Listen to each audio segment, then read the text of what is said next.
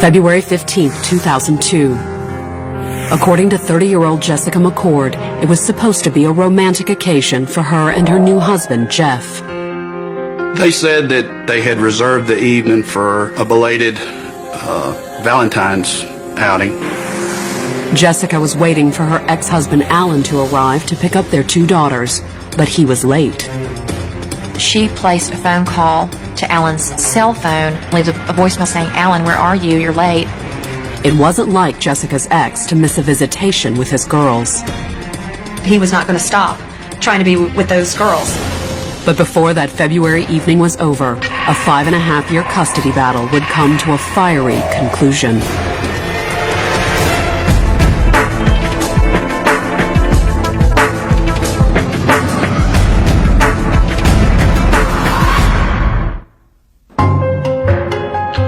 Born in 1971 in a suburb of Birmingham, Alabama, Jessica Callis grew up knowing what it was like to be caught between warring parents.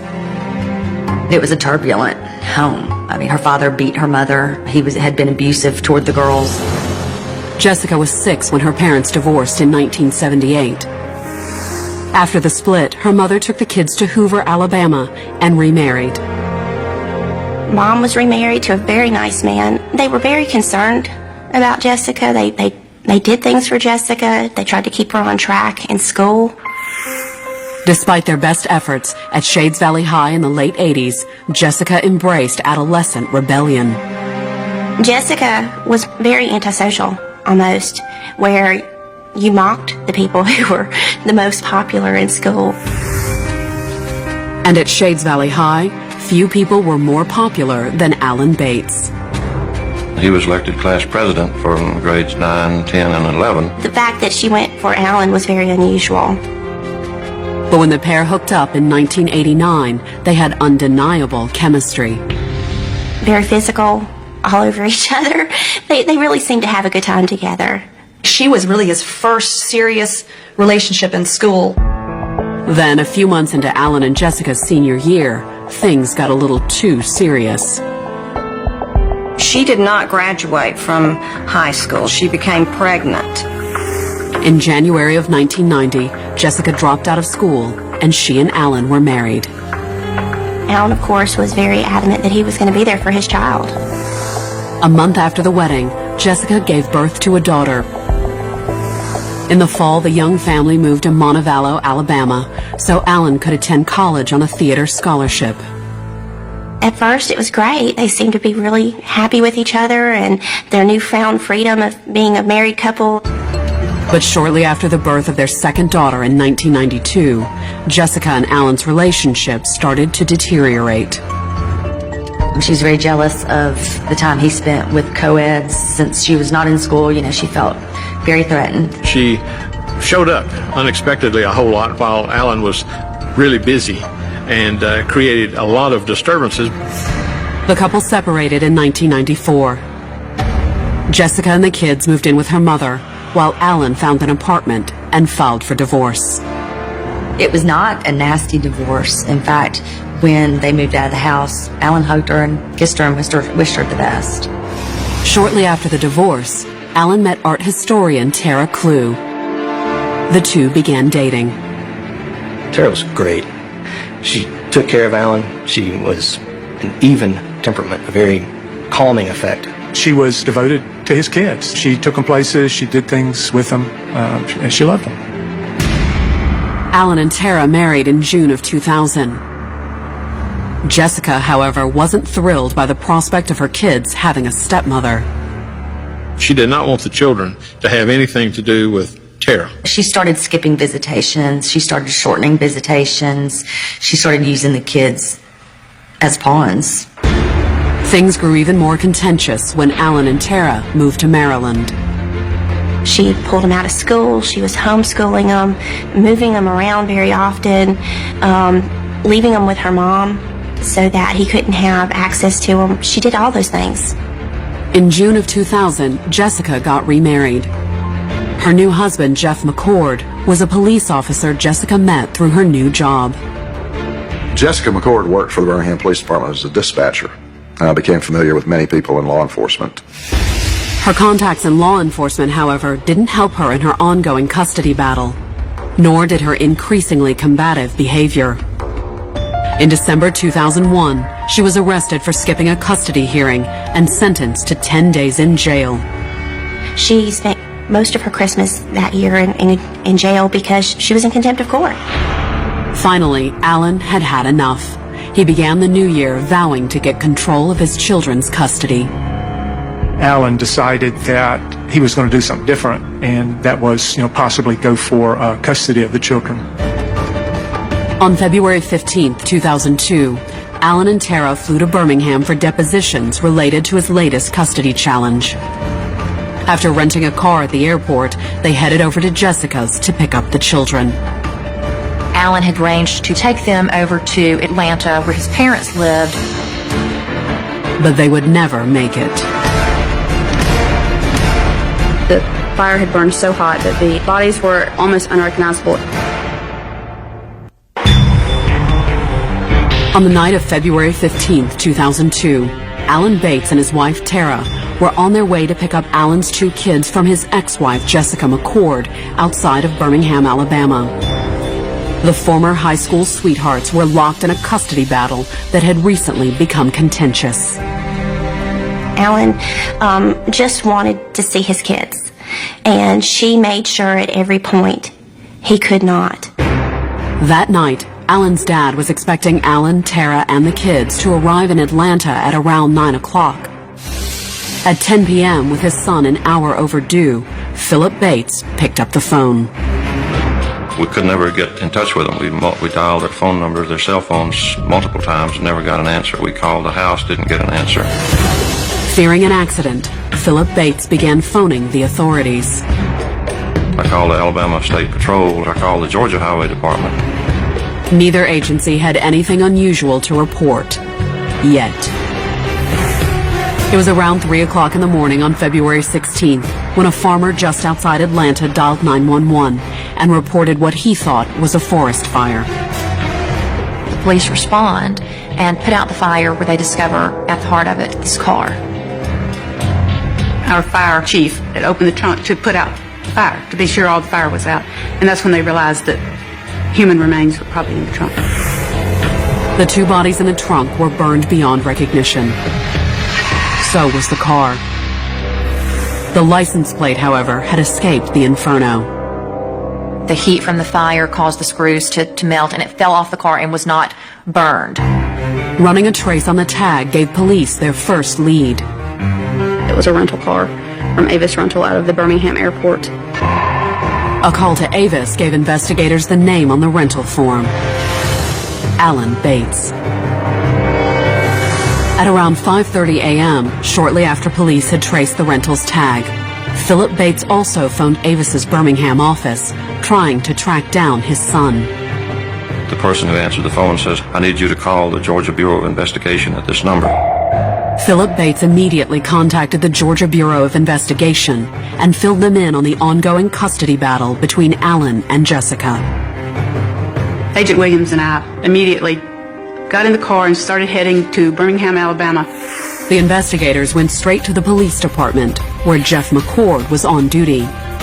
At first, Jeff didn't seem too concerned that Georgia detectives were anxious to talk to his wife Jessica about Alan and Tara's disappearance. Anytime there's a homicide, you immediately look at family and friends first and foremost. And Jessica's ongoing custody dispute with Alan certainly made her an obvious suspect. Pretty easy to see how at least his family would see that she might have done something. But Jeff told the investigators Jessica had nothing to do with Alan and Tara's disappearance. Jeff's story from the very beginning was Alan and Tara never showed up to pick up the children. Jeff explained that when Alan failed to show, he and Jessica had taken the kids to her mother's. Then they'd gone on with their plan for a belated Valentine's Day date. He told us that they went to the movies to see The Lord of the Rings. We asked him, did he have any proof that he did that? And he said, why, yes, I do. I believe I still have the ticket stubs, which he pulled out of his wallet. Jeff said that Jessica was now at her mother's house with the kids, so the Georgia cops headed over there to speak with her. She gave us the exact same story as Jeff, In a calm and unconcerned manner, she told police that when her ex-husband didn't show, she called his cell phone and got no answer. At 6:30, approximately, she called him, did not get an answer, left a message on his cell phone, and wanting to know where he was, why he wasn't there. The next day, a Georgia coroner confirmed that the bodies found outside Atlanta were indeed Alan and Tara. The autopsy also recovered a single 9mm slug from Alan's wrist.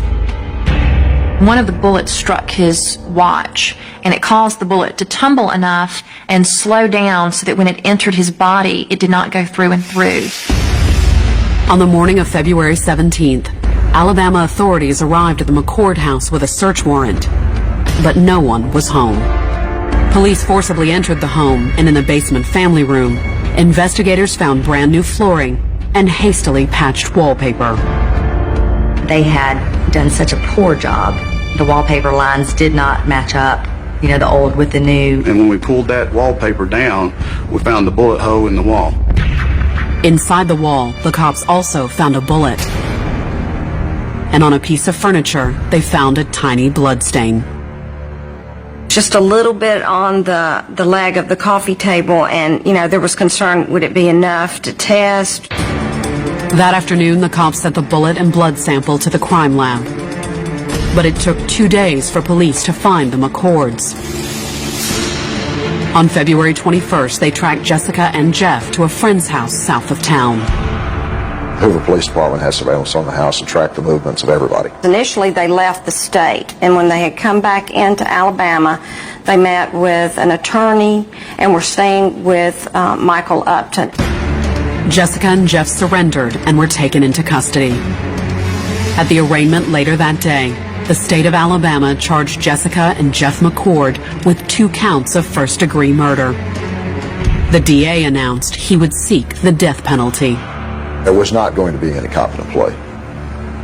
Not with Jessica. Coming up, prosecutors prepare to prove Jessica killed to keep her kids. But to win the case, they'd first have to disprove the couple's alibi.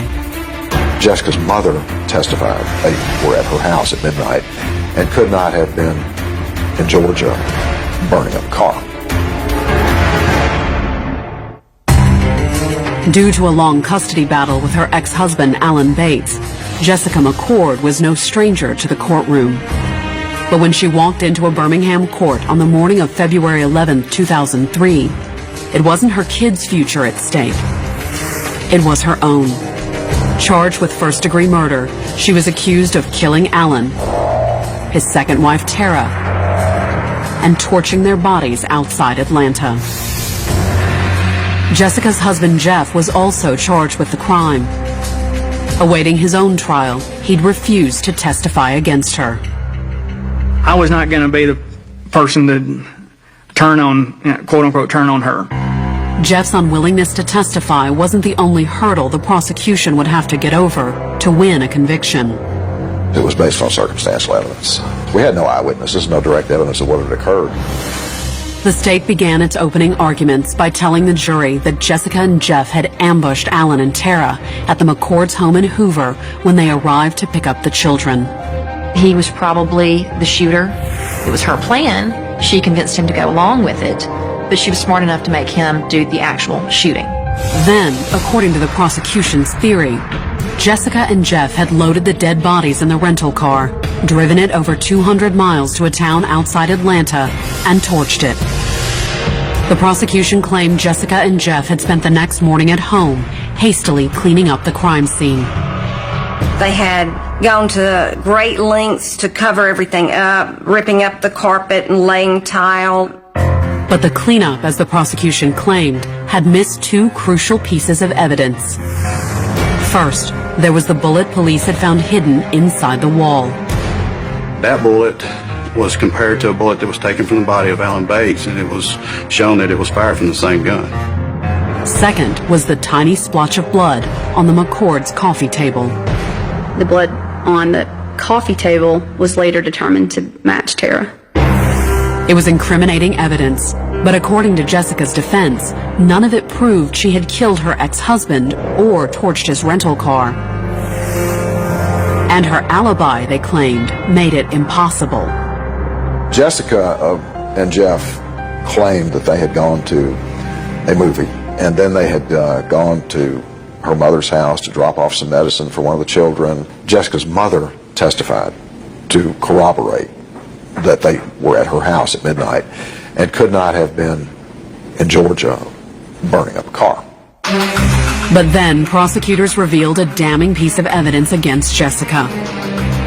And it had to do with the phone call she made to her ex-husband when he allegedly failed to show up to take the children. According to the state, the call was made solely to establish her alibi.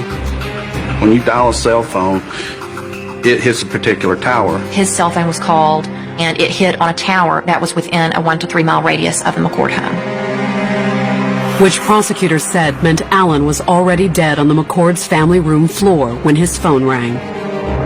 Even more damning, cell tower records showed Jessica had gone on to make several more calls later that evening. And the phone she used wasn't in Birmingham, much less a movie theater. We were able to see that the cell phones being used tracked the route headed east to Georgia. They drove in tandem. One followed the other one over to Georgia. They dumped the car with the bodies in it, get in the car together, and drive back to Alabama. Faced with such damning evidence, Jessica McCord took the stand in her own defense on February 14th. Jessica did not change her story. She thought if she could just tell her story, that she could get people to believe her. Jessica also told the jury that Alan was not the nice guy everyone made him out to be. She tried to portray herself as the victim and Alan as the bad guy. He was the one trying to take her children away from her. On February 15th, 2003, a year to the day after Alan and Tara were murdered, the jury found Jessica McCord guilty of 2 counts of first-degree murder. There was too much evidence against her. There was no way that she could possibly get away with it. I think it was inbred in her. Her mother had a bad relationship with her father, and that was her way of controlling the situation. She did not want him to have contact with those girls, not because he was a bad father, not because he wasn't supporting them, just because she could control it. And now Jessica's life was in the control of a jury. After they convicted Jessica of capital murder, the jury had the option of life without parole or death. But before the jury made their decision, an unrepentant Jessica took the stand one last time. She did not apologize. She did not say, I'm sorry. She didn't beg for mercy. She did talk about her children, which I think is ultimately what saved her life. On February 21st, Jessica McCord was sentenced to life without parole. Alan's 2 kids are going to grow up with this horrible set of circumstances that they have to try to make sense of. They deserve the opportunity to say whatever they need to say to her, and they couldn't do that if she was dead.